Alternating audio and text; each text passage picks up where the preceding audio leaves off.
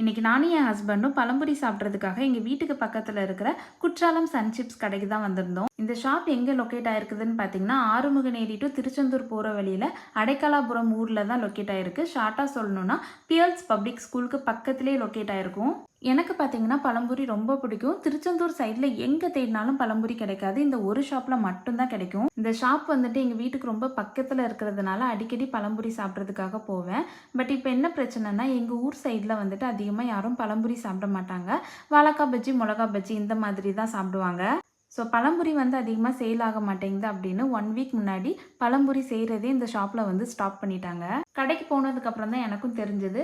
கொஞ்சம் டிசப்பாயின்மெண்ட்டாக தான் இருந்துச்சு. பட் இருந்தாலும் பழம்புரி போனால் என்ன, வாழைக்காய் சிப்ஸ் இருக்குதுன்னு சொல்லி மனசை தேத்திக்கிட்டேன். திருச்செந்தூர் சைடில் எனக்கு தெரிஞ்ச இந்த ஒரு ஷாப்பில் மட்டும்தான் சுட சுட நேந்திர வாழைக்காய் சிப்ஸை நம்ம கண்ணு முன்னாடியே போட்டு ஃப்ரெஷ்ஷாக பேக் பண்ணி கொடுப்பாங்க. ஸோ ஒரு டீ குடிச்சிட்டு 1/2 kg வாழைக்காய் சிப்ஸ் வாங்கிட்டு வீட்டுக்கு கிளம்பிட்டோம்.